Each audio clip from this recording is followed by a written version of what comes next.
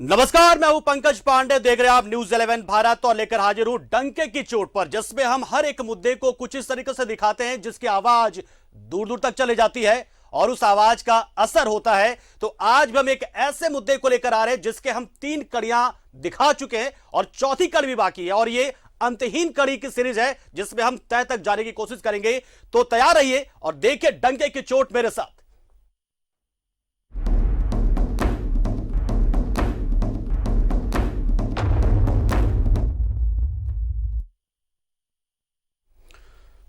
खबरों को दिखाएंगे आपको, बताएंगे भी आपको, लेकिन एक बहुत ही सामान्य उदाहरण आपको देते हैं और शायद उसके बाद आप कनेक्ट कर पाएंगे खुद को इस पूरे मुद्दे के साथ। रुपया पैसा हाथों का मैल है, ये आप सुनते होंगे, यानी कि मैल रुपया पैसा हो गया। अब आप ये समझिए कि सबसे ज्यादा मैल हमारे शरीर पर कहां होता है? पीठ पर होता है। पीठ पर क्यों होता है? क्योंकि पीठ पर आपकी नजर नहीं जाती है, पीठ पर आपका हाथ नहीं जाता है। तो ये पीठ क्या हुआ? झारखंड राज्य आवास बोर्ड हुआ, जिस पर किसी की नजर नहीं जा रही है और इस पर मैल इतना हो गया है कि उसको झाड़ेंगे तो कितने पैसे का और कितने करोड़ों का एक घोटाला निकलेगा तभी पता चलेगा, और साथ में तमाम चीजें जानकारी निकल आएगी। लेकिन डंके की चोट में इस खबर को हम दिखा रहे हैं और न्यूजीलैंड भारत की नजर इस पीठ पर पड़ गई है। इस पीठ पर कौन से लोग सवार हैं और किन लोगों का हाथ है, क्योंकि हमारी नजर पड़ी है। साथ ही साथ ये भी जानेंगे कि आखिर इस पर मैल कितना जमा है, यानी कि कितने करोड़ों का घोटाला है ये, और साथ में ये भी जानेंगे कि ये पीठ इस मैल के जमते जमते कितनी मोटी हो गई है कि इस पर किसी डंडे की चोट नहीं पड़ रही, लेकिन डंके की चोट जरूर पड़ेगी। तो राज्य आवास बोर्ड के चौथे कड़ी में हम आपको बहुत सी बातें बताएंगे और इसी कड़ी में बहुत सारे खुलासे आज एक बार फिर करेंगे।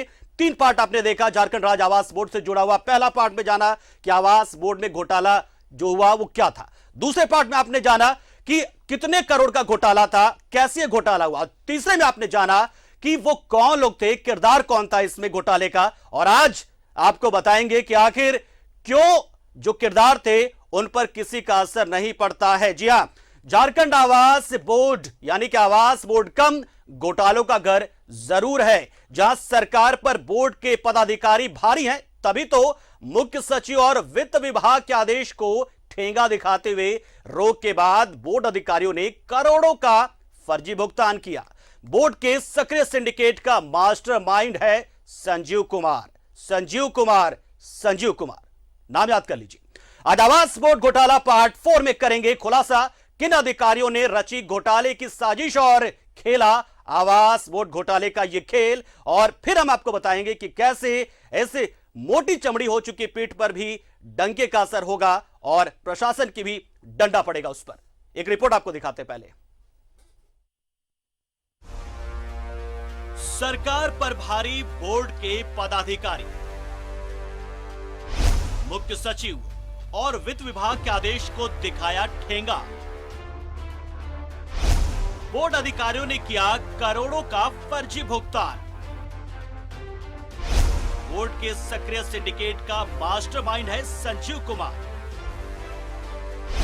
संजीव कुमार की चलती है मनमानी। गड़बड़ी उजागर करने पर अफसरों का कराया ट्रांसफर। कब होगी घोटाले बाजों पर कार्रवाई? झारखंड के खजाने के लुटेरों की संपत्ति कब होगी जब्त? नए तथ्यों और सनसनीखेज खुलासों के साथ हाजिर है झारखंड आवास बोर्ड घोटाला पार्ट 4। झारखंड में सरकार किसी की भी हो, हाउसिंग बोर्ड के पदाधिकारी हमेशा सरकार पर भारी रहे हैं। हाउसिंग बोर्ड में सक्रिय सिंडिकेट की पकड़ राजनीतिक गलियारे में इतनी मजबूत है जिसकी बदौलत बोर्ड के पदाधिकारी सरकारी नियमों को ताक पर रख अपने फायदे के लिए मनमर्जी और नियमों की धज्जियां उड़ाकर करते हैं। शिकायत होने के बाद भी पदाधिकारियों के खिलाफ कोई कार्रवाई नहीं होती। बोर्ड के पूर्व एमडी ब्रजमोहन कुमार और एई संजीव कुमार इस खेल में माहिर मोहरे हैं। इनके खिलाफ नगर विकास विभाग को कई शिकायतें मिली। विभाग की जांच में आरोपी भी पाए गए, लेकिन विभाग से कार्रवाई की जगह संरक्षण मिला। ये दोनों पदाधिकारी पैसे और पहुंच की बदौलत सरकारी आदेश को ठेंगा दिखाकर कमीशन के लिए करोड़ों का भुगतान करते रहे हैं।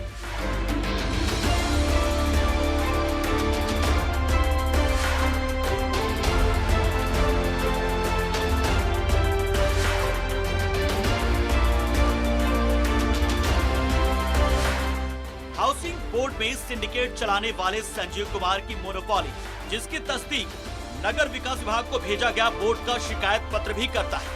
पत्र में साफ साफ लिखा है कि संजीव कुमार, जो पांचों प्रमंडल के प्रभारी कार्यपालक अभियंता समेत कई पदों पर विराजमान है, आवास बोर्ड में 7 वर्षों से पदस्थापित है, इनकी बोर्ड में मोनोपोली है।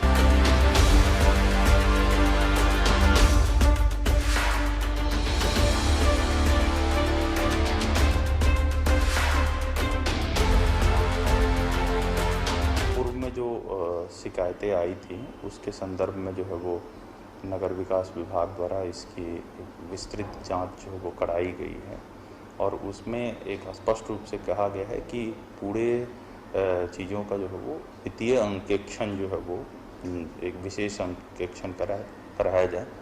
इसको लेकर के हम लोग हाउसिंग बोर्ड में एक स्पेशल जो है वो ऑडिट कराने के लिए जो है हम लोग काम कर रहे हैं। झारखंड के मुख्य सचिव ने 24 दिसंबर 2019 और अपर सचिव योजना सह वित्त विभाग ने 10 जनवरी 2020 को पत्र जारी किया था, जिसमें साफ शब्दों में कहा गया था कि नई सरकार बनने तक किसी प्रकार के भुगतान पर रोक रहेगी। लेकिन आवास बोर्ड के पदाधिकारियों ने मुख्य सचिव और अपर सचिव के आदेश को नहीं माना। आदेश का उल्लंघन कर 9 जनवरी 2020 और 20 जनवरी 2020 को 4,67,15,544 करोड़ का भुगतान कर दिया। इतना ही नहीं, हाउसिंग बोर्ड के तत्कालीन सचिव निरंजन कुमार ने नगर विकास विभाग को बोर्ड में व्याप्त अनियमितताओं से अवगत कराया तो उनका ट्रांसफर करवा दिया। न्यूज़ 11 भारत के लिए अमित सिंह की रिपोर्ट।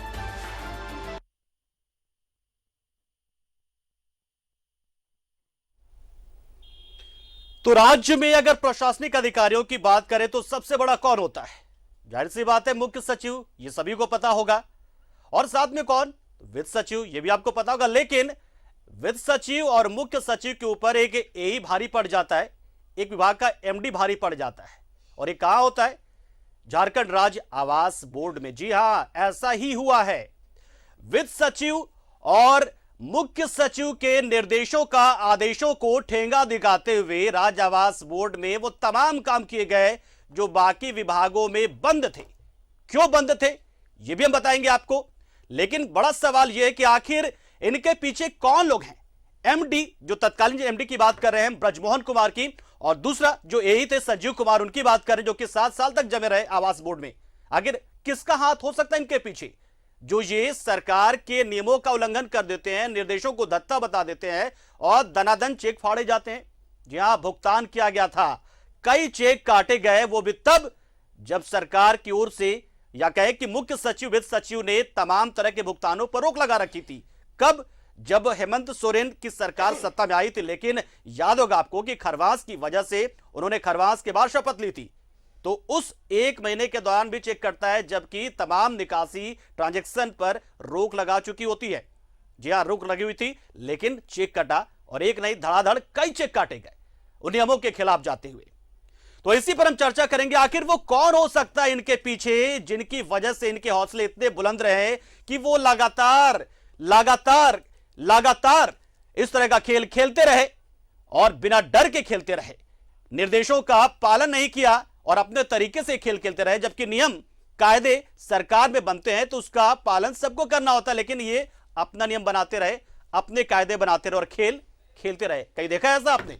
लेकिन यहां होता था राज्य आवास बोर्ड में। इसी पर हम करेंगे चर्चा। तो हमारे साथ 4 खास मेहमान जुड़ेंगे और हर एक से आपका परिचय कराते हैं। सुशांतो मुखर्जी हमारे साथ जुड़ेंगे, जो कि ऐसे बहुत सारे मुद्दों को लेकर जो समाज से जुड़े हो उस पर बहुत मुखरता से अपनी राय रखते हैं। शिवशंकर जी हमारे साथ हैं, आर्ट एक्टिविस्ट, जो बहुत सारे ऐसी जानकारियां निकल कर लाकर आते हैं जो जनता से जुड़े होते हैं। साथ ही हमारे साथ राजीव कुमार होंगे, जो बहुत सारे ऐसे मुद्दों को लेकर लगातार मुखर रहते हैं और ऐसे बहुत सारे मामलों को वो उजागर भी करते रहे। अधिवक्ता हमारे साथ वो भी जुड़ गए, और साथ ही साथ न्यूज़ 11 भारत के एसोसिएट एडिटर, हमारे डिजिटल विंग के अमित सिंह भी हमारे साथ जुड़ गए हैं। आप चारों का बहुत बहुत स्वागत है इस खास प्रोग्राम डंके की चोट में, इस घोटाले की कड़ी 4 में। तो सीधा हम रुख करेंगे अमित सिंह का, जो हमारे एसोसिएट एडिटर हैं डिजिटल विंग के, उनसे ही रुख करते हैं। अमित, आप लगातार इस बात की जानकारी लेकर आते रहे कि कैसे ये खेल खेला जाता रहा, लगातार ये खेल खेला जा रहा था और 1 साल नहीं कई सालों से खेला जा रहा था, और इसमें किन लोगों का हाथ हो सकता है, इस पर भी करेंगे चर्चा। लेकिन आखिर क्या वजह हो सकती है और ऐसे कितने चेक जो है वो काटे जाते रहे, फाड़े जाते रहे, लगातार भुगतान होता रहा, जबकि वित्त सचिव तत्कालीन और साथ में मुख्य सचिव की ओर से साफ निर्देश था कि इस दौरान कोई भुगतान नहीं होगा, लेकिन यह हिम्मत इन्होंने कर बैठी। जानकारी आपके पास कैसे है अमित? पंकज जी, ऐसा है कि बोर्ड के एमडी ब्रजमोहन और एई संजीव कुमार के ऊपर जो भी लोग हैं वो सामने आ जाएंगे परत दर परत। लेकिन सबसे बड़ी बात है कि झारखंड के सबसे बड़े उच्च स्तरीय पद मुख्य सचिव के आदेश की अवहेलना होती है, वित्त सचिव के आदेश की अवहेलना होती है, लेकिन इन लोगों के पदाधिकारियों के ऊपर कोई कार्रवाई नहीं होती। ये बहुत बड़ी चीज़ है, बहुत बड़ा सवाल है। इसी से पता चलता है कि इनकी पकड़ सरकारी तंत्र में कितनी मजबूत है। 24 दिसंबर 2019 को मुख्य सचिव के द्वारा आदेश जारी होता है। 10 जनवरी 2020 को वित्त सचिव आदेश जारी करते हैं कि जब तक सरकार का गठन नहीं हो जाता है तब तक किसी भी चीज का किसी भी एवज में भुगतान नहीं होगा। सारे विभागों को सूचित कर दिया जाता है। लेकिन मुख्य सचिव का पत्र जारी होने के ठीक 10-11 दिन के बाद 9 जनवरी 2020 को और वित्त सचिव का पत्र जारी होने के ठीक 10वें दिन के बाद 20 जनवरी 2020 को लगभग 4.5 करोड़ रुपए का चेक के माध्यम से भुगतान बोर्ड के पदाधिकारी कर देते हैं। ये 34 चेक काटे गए हैं, जिसका विस्तृत जानकारी हम लोगों ने डिजिटल वेब पर जारी किया है। उसके बाद आप देखिए कि मैं जिस लोकेशन पे खड़ा हूँ, ये हरमू का सहजानंद चौक है, ये प्राइम लोकेशन है। यहाँ पर कई आवास ऐसे हैं जो काफ़ी बहुमंजिले हैं। आप देख सकते हैं, मैं आपको बता दे रहा हूँ, ये सहजानंद चौक से आने वाली सड़क है। यहाँ एक एक प्लॉट की कीमत 5 करोड़ 10 करोड़ से ऊपर है। बोर्ड के अधिकारी गरीबों को देने के बजाय बड़े करोड़पतियों को ये सारा फ्लैट दे चुके। अभी मैं आपको एक D50 की 4 दीवारी दिखाता हूं आपके सामने, कैमरे के सामने। ठीक, ये D50 की 4 दीवारी है। ये बोर्ड के एई संजीव कुमार और एक बोर्ड के ठेकेदार की मिली भगत से इस पे पूरी तरीके से कब्जा कर लिया गया है। बोर्ड बताए, न्यूज 11 बोर्ड से पूछता है कि D50 का इतिहास क्या है, आप बताएं, हम अपने न्यूज पे सारे विस्तृत जानकारी देंगे। अगर ऐसे कई आवास हैं, इसके बगल में एक बहुमंजिली इमारत है, इसका भी एक अलग इतिहास है। हमारे लाइव में एक व्यक्ति परेशान कर रहे हैं। बिल्कुल, हम ये देख रहे हैं, तस्वीरें हम देख रहे हैं। देखिए ये शख्स आपका नाम क्या है? मेरा नाम छोड़िए ना। हाँ, आइए। ये शख्स, आपका नाम क्या है? आपका नाम क्या है? आपका नाम क्यों आप रोक रहे हैं? क्यों रोक रहे हैं आप हमको? हेलो, क्या नाम है आपका? क्या नाम है आपका? देखिए, मैं जानना चाहता हूं, बोर्ड के लोग ऐसे हैं कि मैं बता देना चाहता हूं कि ये व्यक्ति अपने न्यूज के दौरान आता है, बोलता है कि ये इमारत क्यों दिखा रहे हैं। ये इमारत एक कॉन्ट्रैक्टर साईं कृपा के नाम से है, D49। ये कृपा, देखिए हम तस्वीरें दिखा रहे, देखिए चोर की दाढ़ी में तिनका होता है, ये साफ देखिए कि चोर की दाढ़ी से मांस कटता है। संजय सिंह। संजय सिंह, छोड़िए ना, जाइए। क्यों आप रोक रहे हैं लाइव से? आइए आइए संजय जी, मैं आपसे बात देखिए करना चाहता हूं। तस्वीर, ये आवाज किनका है? आवाज किसका है? मोनिका सिंह, बड़ी तस्वीर निकलकर सामने आई है। ये आवाज बताया जा रहा है किसी मोनिका सिंह का है। के दौरान देखिए ये होता है न्यूज 11 भारत की खबर का असर। लाइव बुलेटिन के दौरान देखिए किस तरीके से विघ्न पैदा करने की कोशिश की जा रही है। पंकज जी, मैं आपको बता दूं कि बोर्ड के अधिकारियों के पास जो संरक्षण है, उस सिंडिकेट में जो मुख्य ठेकेदार हैं कृपा शंकर सिंह, उनका ये आवास है, जिसको दिखाने से पहले काफी विरोध होता है। उसके बगल में ये मकान किसका है? जो शख्स था वो कौन हो सकता है? ये एक सिंडिकेट के सक्रिय, जो बोर्ड में सक्रिय सिंडिकेट है, उसी के ये संवेदक है कृपा शंकर सिंह। साई कंस्ट्रक्शन के नाम से इनकी कंपनी बोर्ड में काम करती है। आज से 8 वर्ष पहले ये बोर्ड में आते हैं। बिना रजिस्ट्रेशन के यहाँ काम करना शुरू करते हैं। चार दीवारी का काम उनको पहला मिलता है। संजीव कुमार के द्वारा अपने चहेते ठेकेदार को बनाते हुए उनको काम दिया जाता है। आज वो बोर्ड में सबसे बड़े कॉन्ट्रैक्टर हैं। यह आवास उनका है। मुझे तो बताया गया कि ये जो जमीन है D50 ये उन्हीं के कब्जे में है, कृपा शंकर सिंह के कब्जे में है D50। बोर्ड बताए कि आखिर ये जमीन किसके नाम से आवंटित है। न्यूज 11 जानना चाहता है बोर्ड से, संजीव कुमार एई से, बोर्ड के MD अमित कुमार से, कि आखिर ये जमीन किसकी है। न्यूज 11 की पड़ताल में पता चला है कि इस जमीन पे बोर्ड के अधिकारियों ने कब्जा करवा दिया है। कब्जा करने वाला कोई और नहीं, कृपा शंकर सिंह संवेदक ही हैं जिन्होंने इस जमीन पे कब्जा कर रखा है। इस बोर्ड को संरक्षण देने में कई लोग हैं। ये ब्रजमोहन कुमार और एई संजीव कुमार सरकार पर भारी है, अभी भी भारी है। सारी रिपोर्ट, सारी जांच रिपोर्ट आने के बाद भी आज संजीव कुमार पिछले 8 वर्षों से बोर्ड में जमे हुए हैं। उन पे कोई फर्क नहीं है कि मैं अनियमितता कर रहा हूं, क्या कर रहा हूं, लेकिन वो अपने घोटालों में जुड़े हुए हैं। उनके साथ और भी कई कॉन्ट्रैक्टर्स हैं। आज तो हम सहजानंद चौक से ये जो बहुमंजिली इमारतें हैं बस ये दिखाने आए थे। अचानक से व्यक्ति हमारे कवरेज के बीच में आता है, तब पता चलता है कि किसी मीना सिंह के नाम से आवास है। अब मीना सिंह कौन है, बोर्ड बताया न्यूज 11 को, तब मालूम चलेगा। इस तरीके से लाइव में कैसे विरोध हो रहा था आप देख सकते हैं। कैसे बोर्ड के लोग चारों तरफ हमारे सक्रिय हैं। पंकज जी, मैं बता देना चाहता हूं कि संजीव कुमार के बारे में तत्कालीन सचिव निरंजन कुमार ने स्पष्ट रूप से अपने रिपोर्ट में लिखा है, इनका बोर्ड में मोनोपोली है, स्वार्थवश नियम के विरुद्ध कार्य करते हैं। कार्य हित में संजीव कुमार को विलंब हाउसिंग बोर्ड से हस्तांतरित किया जाए ताकि कार्यों में हो रही अनियमितता पर रोक लगाया जा सके। इतना ही नहीं, तत्कालीन सचिव लिखते हैं, संजीव कुमार की पहुंच के आगे नगर विकास विभाग भी नतमस्तक हो गया है। रिपोर्ट जाने के बाद तत्कालीन बोर्ड के सचिव निरंजन कुमार 11 बिंदुओं पर अपनी जांच रिपोर्ट सौंपते हैं। जो भी अनियमितताएं हैं विस्तृत उसकी जानकारी नगर विकास विभाग को देते हैं। नगर विकास विभाग 5 सदस्यीय टीम बनाकर इसकी जांच करवाती है। नगर विकास विभाग के भी निरंजन कुमार द्वारा लगाए गए सारे आरोपों को सही पाया जाता है। संजीव कुमार कई मामलों में दोषी पाए जाते हैं, भुगतान से लेकर के कई मामलों में, कट प्लॉट के आवंटन में, जमीन के आवंटन में, आवास के आवंटन में। लेकिन नगर विकास विभाग द्वारा संजीव कुमार के खिलाफ कार्रवाई करने की शक्ति नहीं है, ऐसा प्रतीत हो रहा है। जब वो मुख्य सचिव और अपर वित्त सचिव के आदेश की अवहेलना कर सकते हैं, तब आप समझ सकते हैं कि बोर्ड में पदस्थापित तत्कालीन MD ब्रजमोहन और एई संजीव कुमार की क्या ताकत है।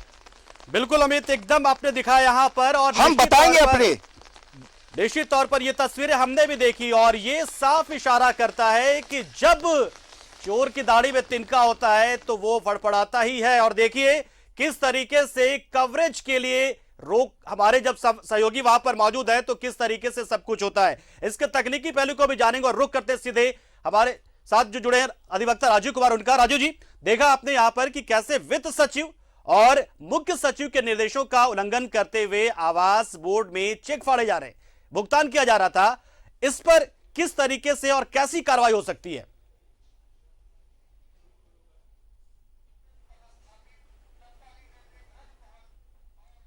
जी राजू जी, आवाज पहुंच रही है आप तक हमारी?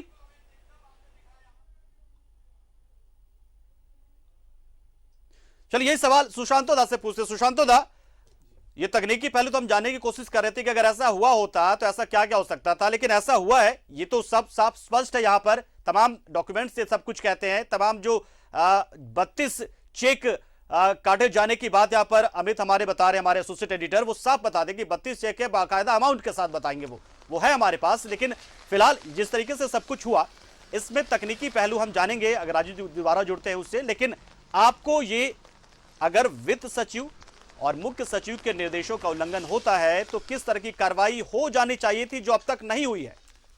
जी, निश्चित तौर पर ये होने की जरूरत है, क्योंकि कोरोना काल में जब वो रोके गए थे माननीय मुख्यमंत्री जी, मतलब ये जो सरकार 19 में बनी है उसका पीरियड जो था, उस बीच में जब रोकने के बाद भी अगर ये चेक कटते हैं और ये आवास बोर्ड के चेक जाते हैं ठेकेदारों के अंदर, वो ठेकेदार कौन है इसको भी देखने की जरूरत है। वो ठेकेदार को निश्चित तौर पर चिन्हित हो गए होंगे जब जिनके पास चेक गए हैं। सबसे बड़ी चीज है, और आपको बता दें कि इन लोग का एक चेन चलती है। हम बता दें 2011 के भी अगर आप लॉटरी को सिर्फ देख ले, छोटी सी काम है, लॉटरी 50 से 60 आवास और कुछ जमीन अलॉटमेंट हुए थे, उस पर भी इतनी बड़ी घोटाला हुए हैं। उसे किसी बड़े अधिकारी के कहने पर उस लॉटरी को रोक दिया जाता है। जिनकी नाम से अलॉटमेंट हुए थे, एक गरीब के नाम से एच टाइप मैंने जमीन उसको अलॉटमेंट हो गए थे, करीब करीब 2500 स्क्वायर फीट होंगे, चाहे 2000 स्क्वायर फीट होंगे। उसको लेने के लिए बड़े बड़े अधिकारी इस अलॉटमेंट को इसको रोक दिया गया, और आज तक वो दौड़ लगा रहे हैं। 50 लोग अभी दौड़ रहे हैं, लेकिन किसी को भी आवास और उनकी जमीन नहीं मिली। मतलब यह है कि एमडी के साथ साथ हमारे जो मेन बॉस इधर है, उनके ऊपर जो बैठे हुए हैं, तभी कुलकर्णी जी थे 2011 में, हमें जी कुलकर्णी जी थे, उनका और एमडी के बात के बीच की एक बात रह गई और सारे को रोक दिए गए। तो मतलब ये पर्दे के पीछे क्या है? इन लोग सिर्फ जांच की बात करते, जांच मतलब पर्दा देना। पर्दा दे दिए तो बस पर्दे के पीछे आप चलाते रहे, हम देखते रहेंगे। ये जो आवास बोर्ड जो जमीन जो देते हैं, ये किनके लिए जमीन देते हैं? ये गरीब के लिए जमीन देते, कमजोर वर्ग के लिए जमीन देते। सरकार की जमीन है, ये टैक्स के पैसे की जमीन है, लेकिन उसे मिलते हैं किसे? आप जाके अगर जांच करेंगे, ऐसे ऐसे बिल्डर जो हमारे झारखंड के नहीं है, बाहर से आए हुए हैं, वैसे ऐसे बिल्डर बड़े बड़े जमीन पर कब्जा करते हैं। और आपको बता दें कि वहां के अधिकारी जो होते हैं, वहां के बड़े अधिकारी, चाहे एमडी हो चाहे कोई हो, वहां के अधिकारी क्या करते हैं? अपने चुने हुए लोग को, अपने चुने हुए लोग के नाम से जमीन अलॉटमेंट करते हैं, और अलॉटमेंट होने के बाद वो 2 से 3 महीना भी नहीं बीतते हैं, वो जिनको पास जाना चाहिए वो चले जाते हैं। जो अलॉटमेंट करते हैं और जो अलॉटमेंट करवाते हैं, इसके बीच में बंदरबाट पैसे होते हैं। इसका तो अभी जांच हुआ ही नहीं है। जो चेक की बात हो रही है, इसकी जांच हो रही है। आगे अभी कितनी जांचें बाकी है। और आपको बता दें कि जो 2011 के जो अलॉटमेंट की बात थी, उसमें हमारे माननीय मुख्यमंत्री जी हेमंत सोरेन ने 2014 में जब थे मुख्यमंत्री थे, वहां आदेश दिए थे कि जिनकी जिनकी ये जमीन अलॉटमेंट है और आवास अलॉट हुए हैं, उनको निष्पक्ष आगे उसको दिया जाए, उनको घर दिया जाए, उनको जमीन दिया जाए। जब नहीं माने, तब ये आज मामला उच्च न्यायालय पर चल रही है, और न्यायालय पर आदेश की रुकी हुई है, क्योंकि इन लोग जो न्यायालय तो पेपर पर चलती है, उन्हें जो डॉक्यूमेंट्स डालेंगे उसके आधार पर न्यायालय से न्याय मिलते हैं, लेकिन न्यायालय को भी लोग गुमराह करते हैं। इस पर फिर से जांच होने की जरूरत है, और इसे बड़े अधिकारियों पर कार्रवाई हो, तब हमारी झारखंड बचेगी, आदिवासी मूलवासी की जमीन बचेगी। जी बिल्कुल। राजीव कुमार जी के साथ हम एक बार फिर जुड़ चुके हैं। राजीव कुमार जी से बात हमारी नहीं हो पा रही थी कुछ तकनीकी वजह से। राजीव जी, हम इस पूरे मामले के तकनीकी पहलू से जानना चाहते थे कि देखिए, मुख्य सचिव और वित्त सचिव की ओर से साफ निर्देश होता है कि भुगतान नहीं किया जाएगा एक निश्चित अवधि के दौरान, कि हालांकि बाद में कोरोना में भी ऐसा हुआ था, लेकिन राज्य आवास बोर्ड से धड़ाधड़ चेक काटे जा रहे थे, भुगतान किए जा रहे थे अपने संवेदकों को। तो इस मामले में किस तरह की कार्रवाई हो जानी चाहिए थी जो नहीं हुई? यह सवाल आपसे ही था, लेकिन आपसे बातचीत नहीं हो पाई थी। सुशांतो दास से पूछा, तकनीकी पहलू इसका जानना चाहेंगे कि अगर ऐसा होता है, वित्त सचिव मुख्य सचिव के निर्देशों का उल्लंघन होता है, तो किस तरह की कार्रवाई होनी चाहिए थी जो नहीं हुई है, या संभव किस तरह की कार्रवाई है? देखिए, हाउसिंग बोर्ड जो है वो इंडिपेंडेंट संस्था है। वो अपना एक इंडिपेंडेंट बोर्ड है, उसका इंडिपेंडेंट एक्ट है। वो जो भी करता है, वो वहाँ के बोर्ड से रिजोल्यूशन जो पास होते हैं, उसी को लेकर के वो लोग इम्प्लीमेंट करते हैं। जहाँ तक जो इम्प्लीमेंटेशन नहीं करने की बात है, तो उसमें जो एक्ट है, housing board act, Bihar housing board act था, उसके बाद रूल्स भी बना उसका, फिर उसके बाद से झारखंड ने भी अडॉप्ट किया उसी चीज को।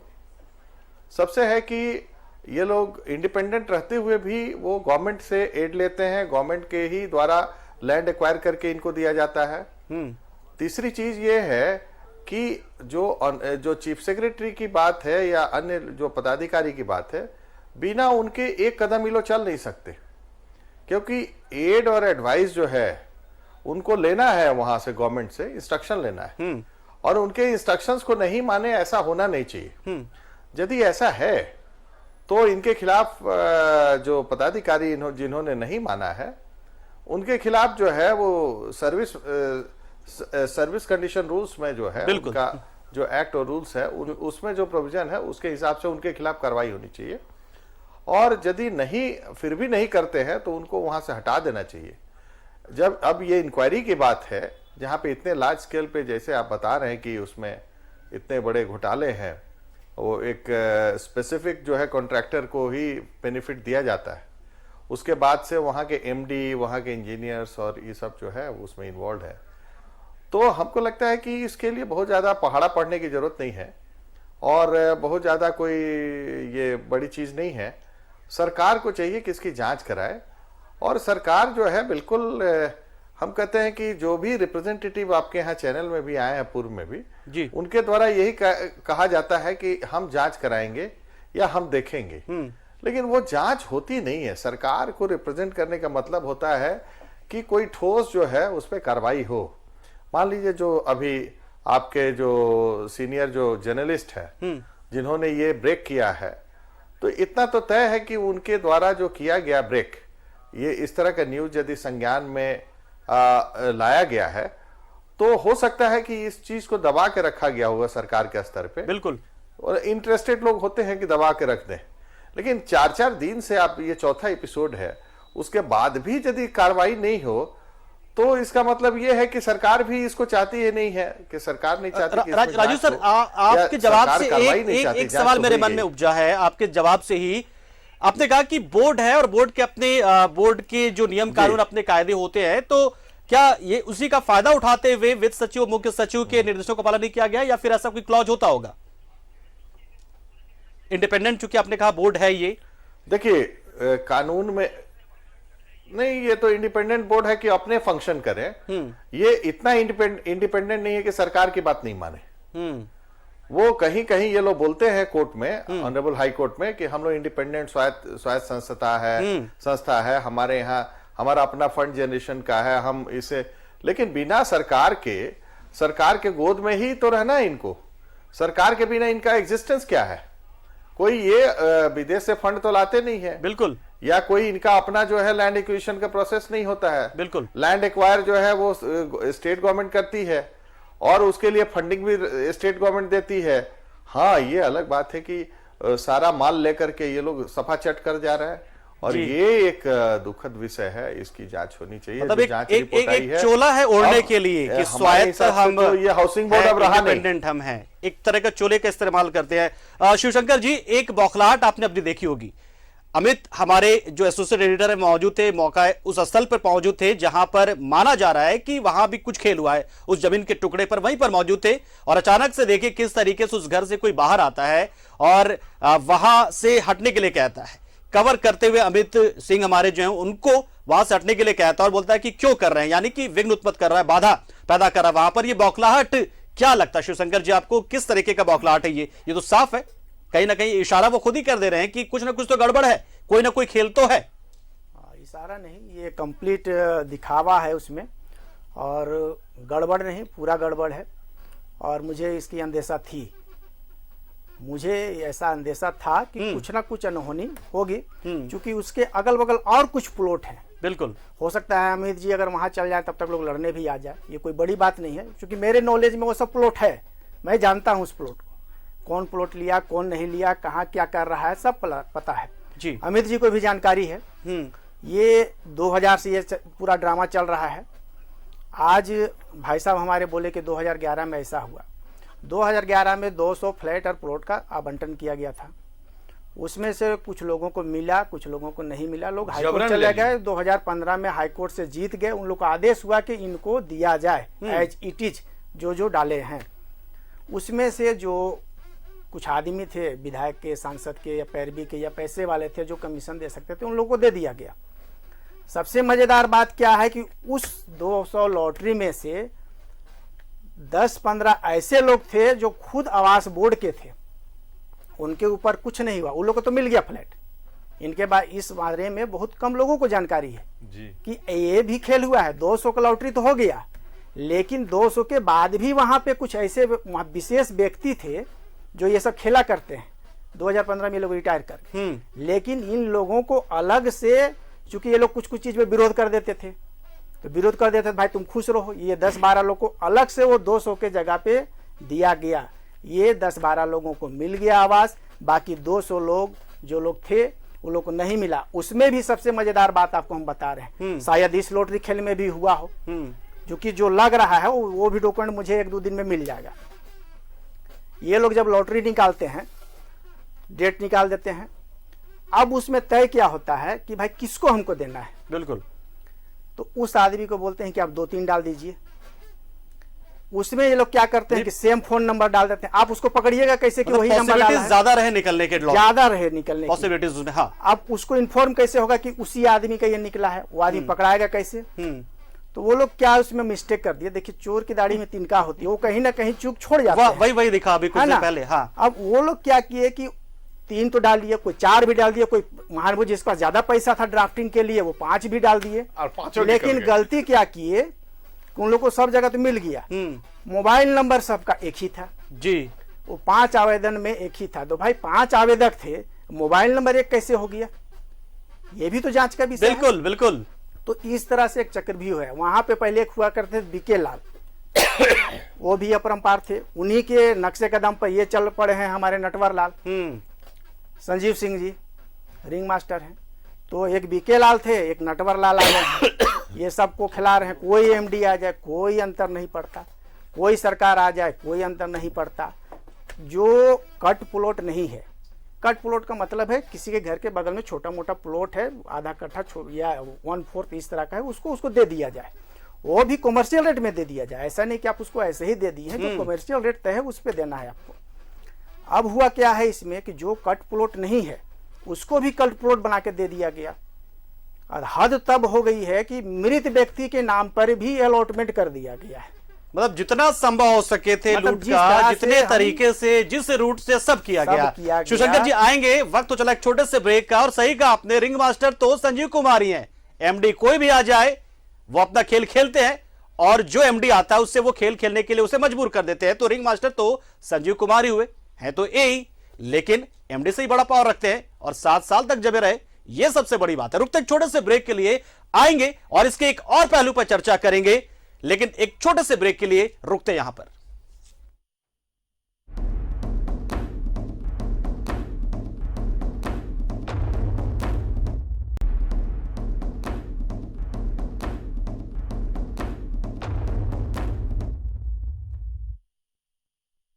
ब्रेक के बाद आपका एक बार फिर स्वागत है। आप देख रहे हैं डंके की चोट पर, और इसमें हम बात कर रहे हैं राज्य आवास बोर्ड में हो रहे खेल की, घोटाले की।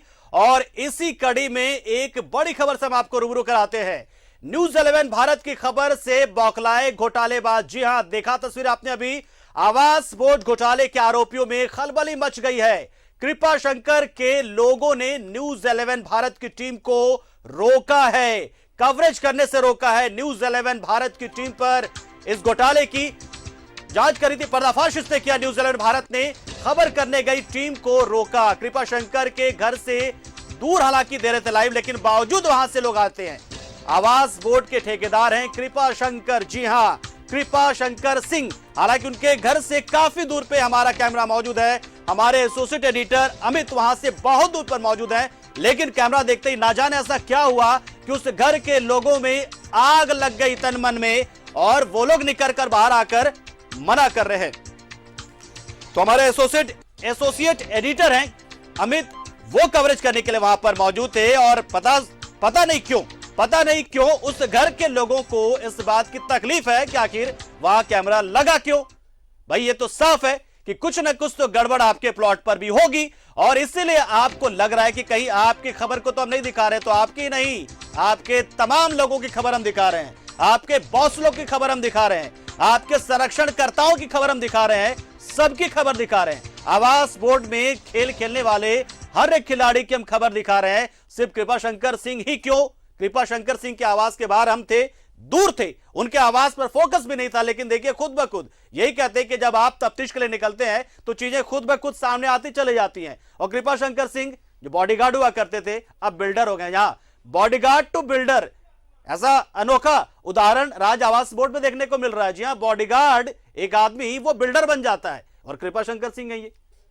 तो ये बड़ी चीज यहां पर निकल कर आई। अमित के पास फिर से रुक करता। अमित, क्या कुछ दिक्कतें वहां पर आ रही हैं और क्या वहां पर कहा जा रहा है, क्या अभी भी लोग मंडरा रहे हैं, हलचल अभी भी है, और अगर ऐसा है तो क्यों है, क्या कह रहे हैं वो लोग?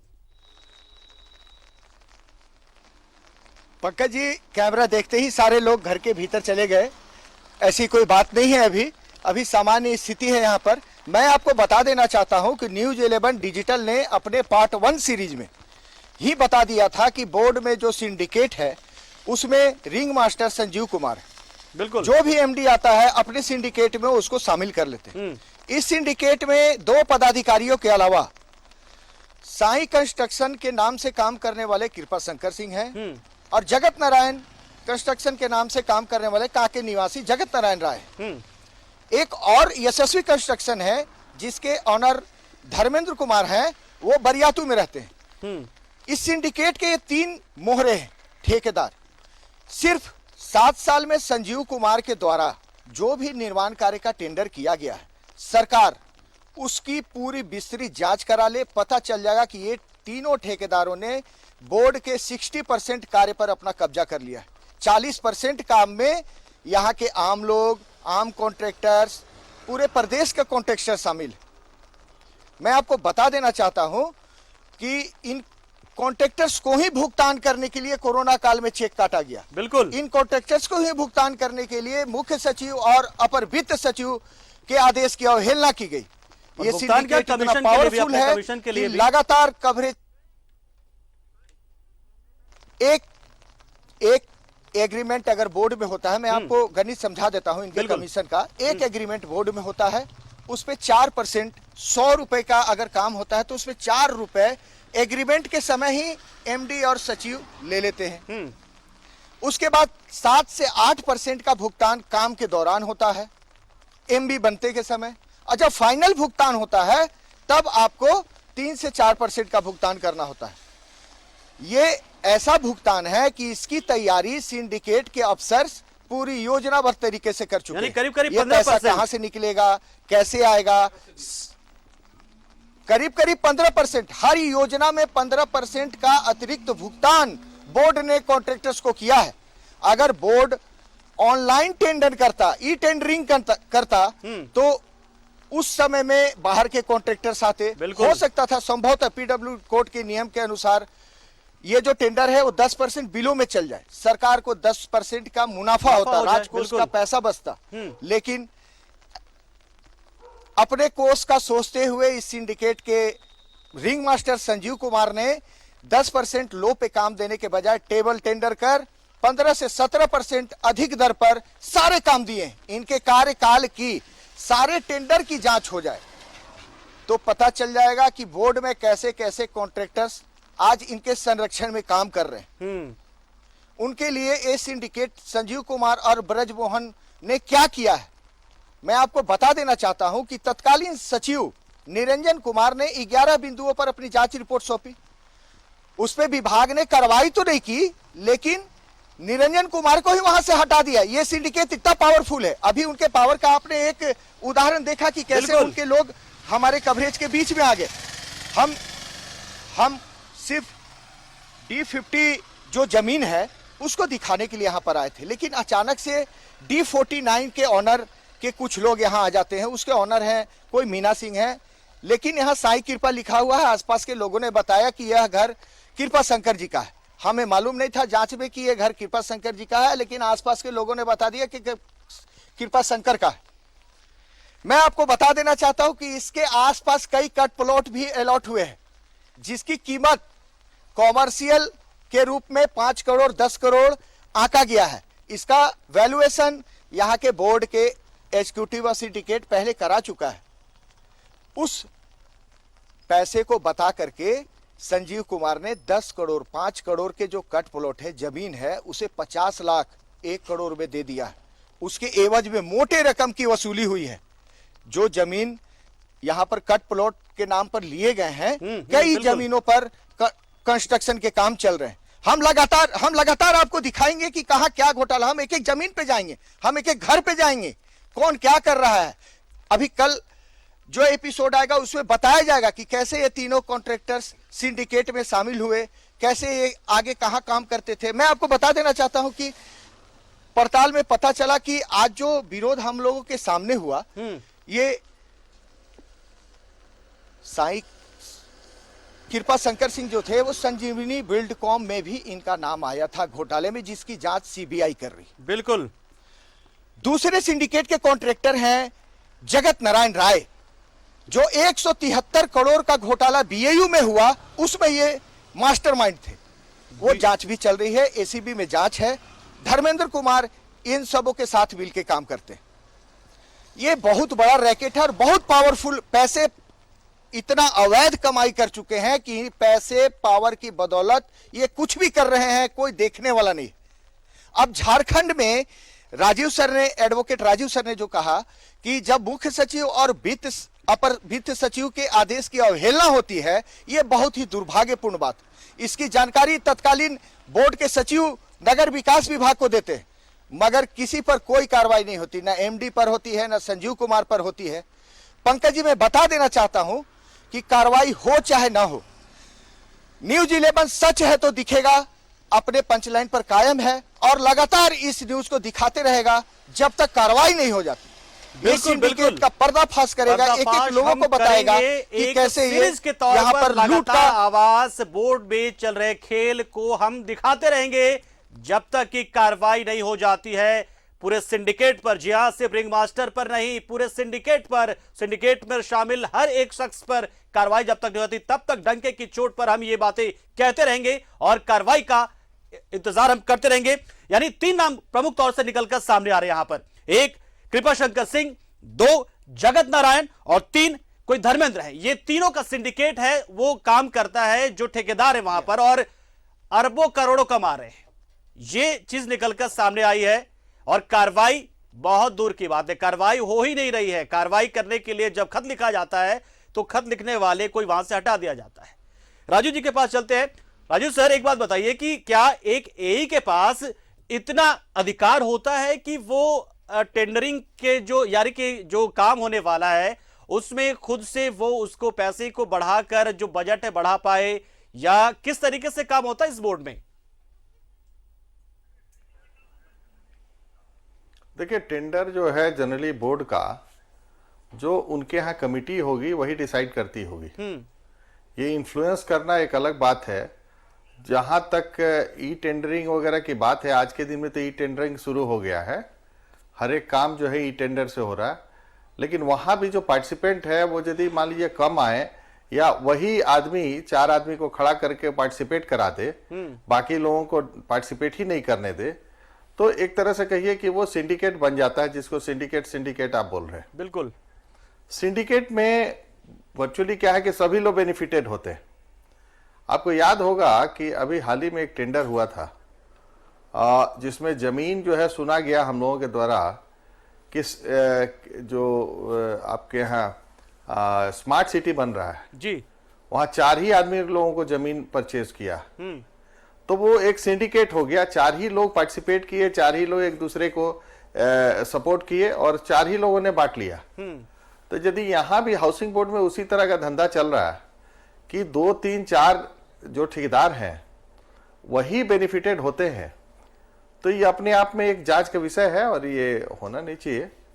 लेकिन देखिए, जहां तक आपने कहा कि क्या एक जूनियर इंजीनियर ऐसा कर सकता है, तो हम यही कहें कि यहाँ तो डिस्ट्रिक्ट ट्रांसपोर्ट जो डीटीओ होते हैं वो लोग जो है ना, पिछली सरकारों को उन्होंने बनाया बिगाड़ा है। तो इतने पावरफुल ये ऑफिसर्स हैं, चूंकि इतना पैसा कमाई है, तो ये कुछ भी कर सकते हैं। ये कोई बड़ी चीज नहीं है कि जूनियर इंजीनियर या असिस्टेंट इंजीनियर। आपको याद होगा कि 25 इंजीनियर्स का केस हुआ था, जो ऑनरेबल हाईकोर्ट ने जो है सेटिसाइड कर दिया था। उनको कहा गया कि ये डिसमिसल होगा, वो गवर्नमेंट ने डिसमिस किया और ऑनरेबल हाईकोर्ट से उनको रीइंस्टेट हो गए। तो वो उसमें कुछ इंजीनियर ऐसे थे जो सिंडिकेट चलाते थे, और वो सिंडिकेट जो है वो कई सालों तक चला झारखंड में। उसमें 2 ही ग्रुप था। अब इस समय कोई रिलेवेंस नहीं है उनका, क्योंकि दोनों लोग रिटायर कर गए हैं। तो अभी क्या है कि हाउसिंग बोर्ड में इस तरह का सिंडिकेट यदि चल रहा है तो आप, ये कोई बहुत नई चीज नहीं है। और दूसरी चीज ये है कि यदि आप नहीं हटाएंगे, सरकार नहीं हटाएगी इन लोगों को, तो ये चलता रहेगा। और हमको लगता है कि आम जनता को इससे कोई फायदा नहीं है। बिल्कुल। हाउसिंग बोर्ड में अब ये हाउसेस केवल बच गए हैं, बोर्ड जो है उसका रिलेवेंस नहीं है, क्योंकि बोर्ड जो है अब एक तरह से वो ठेकेदार और क्या बोलते हैं बिल्डर का एक बच गया है काम। वहां बिल्डर्स लोग ही ज्यादा पैसा कमाते हैं। बिल्कुल। अभी देखिएगा, और गुड़ा चौक पे भी एक मॉल बनने का प्रोविजंस है, लेकिन वो लोग भी कोई खास लोग हैं जो लोग बना रहे हैं। उसी तरह का आप जो है देख लीजिए कि यहाँ सहजानंद चौक में भी काफी कंस्ट्रक्शन हुए हैं। तो ये हाउसिंग बोर्ड ने कभी भी, जो शुरू से उसका लेआउट है, उसमें कहीं भी इस तरह का नहीं था। अब ये कट प्लॉट है, चाहे बिल्डर्स को जमीन दे देना, बिल्डर से बनवा लेना 60-40 रेशियो में, वो एक तरह से कहिए कि कुछ खास वर्ग के लोग यहाँ वो ये काम ना धंधा कर रहे हैं, इस पे कार्रवाई नहीं होती, इसलिए वो लोग काफी लंबे समय से इसमें इन्वॉल्व है। मतलब कुल मिलाकर बहुत सारे तरीके, किसी भी तरीके से हो सके जो आय के साधन जनरेट कर लिया जा रहा बोर्ड में, ये तो तय है। लेकिन वो आम लोगों को फायदा भले ना पहुंचाए, लेकिन जो इसमें लोग शामिल हैं, जो इस खेल को खेल रहे हैं, वो देखिए अपने लिए मौका बना रहे हैं। आय से वो आय का साधन जो है बोर्ड ने करा, बोर्ड तो जनरेट कर ले रहा है, लेकिन बोर्ड जो है अपने कुछ खास लोगों के लिए कर रहा है, न कि आम लोगों के लिए। क्योंकि आम लोगों का मतलब है कि यदि बोर्ड यदि जनरेट करता अच्छा पैसा, तो आज जो है नया लैंड एक्वायर करता, नए कॉलोनीज डेवलप करते। आज के दिन में देखिए, आज ही न्यूज़पेपर में आया कि 250 मकान टूटने वाले हैं वहां अपर बाजार में, जर्जर हैं। अब एक बात बताइए कि यहाँ पे आप नहीं, वो जो है वो नक्शा नहीं पास है। ये पूरे रांची में कम से कम 1,85,000 मकान जो है अनऑथराइज्ड है। और ये नॉलेज में माननीय न्यायालय के समक्ष लाना चाहिए सारी एजेंसीज को कि यहाँ पे कोई तरह का मतलब सही तरीके से बसी ये कॉलोनी कोई डेवलप नहीं किया है किसी एजेंसी ने। यहाँ लोगों ने खेत जो रैयती खेत था उसमें घर बनाया, कुछ जमीन छोड़ा अपने आने जाने के रोड के लिए। अब उसमें एक नक्शा पास जो है कि अपने आप में एक नक्शा पास करने का है, तो रेगुलेटरी अथॉरिटी है यहाँ पे, एक्ट है तो उसको तो सबको मानना है। बिल्कुल, लेकिन माना नहीं जा रहा। यहाँ की अपनी बाध्यता है, अलग अलग नेचर है, अलग अलग माना नहीं जा रहा है। आज के दिन में देखिए लोग सफर करेंगे, और हमको लगता है रांची बहुत लार्ज स्केल में सफर करेगी, जैसे हाउसिंग बोर्ड जो है आज के दिन में आम लोग सफर कर रहे हैं हाउसिंग बोर्ड के। बिल्कुल। शिवशंकर जी, आपको हम थोड़ा सा वक्त कम दे पाए या कम वक्त मिल पाया, क्योंकि लगातार हमने देखा कि हम उस मौके पर अमित जी हमारे एसोसिएट एडिटर है, वहां पे हम ज्यादा रहे क्योंकि चीजें ऐसी हो गई। कार्रवाई क्यों नहीं हो रही है? ये सब कुछ जानकारी में ऐसे भी मानता है कि सब कुछ हुआ है, यहाँ पर इस तरह की गड़बड़ियां हुई हैं माना जाता, लेकिन कार्रवाई क्यों नहीं हो पा रही होगी? कौन होगा उन लोग के पीछे? संजीव कुमार के या ब्रजमोहन कुमार के कौन लोग होंगे वो पीछे? देखिए, बोर्ड चल रहा है तो बोर्ड में एक अध्यक्ष होंगे, और जो अध्यक्ष होंगे वो कोई ना कोई जनप्रतिनिधि होंगे या तो उससे जुड़े हुए कोई व्यक्ति होंगे। ये तो मानना एकदम तय है, हर बोर्ड का ये कहानी है। तो जो ये करप्शन का रेखा खिंचाया गया है, तो उसको भी देखना होगा कि कौन अध्यक्ष वहां पे थे, उस समय से उनका सचिव कैसे थे। जैसे विनय चौबे जी थे 2018-19 में, बिल्कुल उन्होंने ये किया कि भाई हम जो है अतिक्रमण हटाएंगे और नए बनाएंगे आवास को, और जो रेट होगा 3,000 उसको हम 6,000 कर देंगे, मतलब सीधे डबल कर देंगे। हम इस तरह से हाउसिंग बोर्ड को फायदा पहुंचाएंगे। अब पता नहीं वो किसको फायदा पहुंचाना चाहते हैं, तो भगवान जाने। नए कंस्ट्रक्शन करेंगे, हम नया झारखंड बनाएंगे। तो जो अतिक्रमण है, जय अरगोड़ा में भी देख लीजिए, हरमू में देख लीजिए, बहुत सा पुराना अच्छे अच्छे फ्लैट पड़े हुए, उनका जीर्णोद्धार नहीं करेंगे, उसको वो नहीं बेचेंगे, नए फ्लैट बनाएंगे, नया रेट लगाएंगे, नए जमीन को हम डेवलप करेंगे, सो बोल रहे हैं। उनके भी ये नॉलेज में था कि वहाँ कोई संजीव कुमार है, क्योंकि उन्हीं के समय ये सब गया, कंप्लेन गया, उनके भी नजर में, या जो भी उनके बाद रहे होंगे उनको भी गया होगा। अब बात यहाँ ये है कि ये संजीव कुमार जो है हर पे हावी है। वहाँ अकाउंट सेक्शन उसी आदमी को रखता है जो उसके कहे अनुसार साइन करे। वहाँ पे अकाउंट में हुआ करते थे पहले मदन श्रीवास्तव और देवकी नंदन शर्मा। इन लोगों का क्या काम था कि ये उनको खुश करते थे और ये लोग अपने पेमेंट ज्यादा लेते थे। करोड़ों खा गए, आवास बोर्ड का करोड़ों ये लोग घपला कर लिए अकाउंट में। ये संजीव के ही आदमी थे, कोई कार्रवाई नहीं हुई, उस पर भी जांच ही चल रही है। जांच करते करते ये लोग रिटायर कर गए। अब फिर नए अकाउंट आए हैं, पता नहीं क्या कर रहे होंगे संजीव जी। तो संजीव जी, सीधा सा बात है, इस पर कुछ कार्रवाई नहीं हो रही है तो कोई भी आदमी, एक आम आदमी, एक अनपढ़ आदमी से भी पूछिएगा, राह चलते आदमी से भी पूछिएगा कि भाई इतना बड़ा घपला हो रहा है, संजीव कुमार नटवरलाल बने हुए हैं, वहाँ रिंग मास्टर बने हुए, कार्रवाई नहीं, वो सीधा बोलेगा अरे भाई पैसा पहुंचाता होगा, इतना नहीं समझते हो, एकदम बिल्कुल बोलते हैं बिहारी में, बुड़बके हो काजी, नहीं समझ बुझाता है। सीधा कहानी है, सबको पैसा पहुंच रहा है ऊपर से लेकर नीचे तक। वहाँ अध्यक्ष है, बोर्ड है, बोर्ड के सचिव हैं, वित्त सचिव हैं, भू संपदा पदाधिकारी हैं, अकाउंटेंट हैं, ये कंप्लीट सेटअप है। इन सब के ऊपर सचिव हैं, उसके ऊपर मंत्री हैं। तो ऐसे तो नहीं चलता है ना कि आप अपनी जिम्मेदारी से भाग दीजिएगा कि हमें पता नहीं था, ये तो बोर्ड फ्री है, हम बोर्ड पे कुछ नहीं कर सकते हैं। तो फिर कौन करेगा? किसी को तो जवाबदेही लेना होगा। बिल्कुल यही परिस्थिति है। बिल्कुल सुशांत, पैसे का खेल है, ओनली पैसे का खेल है, और ये सारा पैसे का खेल है। तभी तो लॉटरी निकला, जरूरतमंदों को घर नहीं मिलता है। जिनके पास पैसा है, जो पद में है, जो राजनीति में है, उनको जमीन भी मिल जाती है, ठेका भी मिल जाता है, एवरीथिंग अवेलेबल। बिल्कुल सुशांतो दा, तो जैसा शिवशंकर सब बता रहे हैं, सब कुछ तो बिल्कुल वैसे ही साफ है, स्पष्ट है शीशे की तरह। लेकिन कहीं ऐसा तो नहीं है कि मतलब एक तरफ कहीं आप अपने बोर्ड को आप साफ सफाई सुथरा करें कि नए घर बनाए, तो जाहिर सी बात जब तक ये चीजें खत्म नहीं होंगी तब तक तो फिर नया इनिशिएटिव ले नहीं सकता बोर्ड का भी लोगों के लिए। देखिए, नए घर की बात करते हैं, नए जमीन की बात करते हैं। हमारे जो पुराने जमीन जो फंसे हुए हैं, अब कटरू से लेके हर हरमू कॉलोनी के अंदर देख ले तो मतलब कितने एकड़ जमीन पड़े हुए हैं, खटाल बने हुए, जो हमारे टाउन के बीच से खटाल को हटा देने की बात थी, खटाल वहां छेके हुए हैं, उससे भी पैसा लेते आवास बोर्ड। अगर सोचिए, घर तो छोड़ दे, अगर कोई जानवर बांधे हुए उनका भी पैसा लेते हैं उन लोग, उस जानवर को वहां रखने के लिए।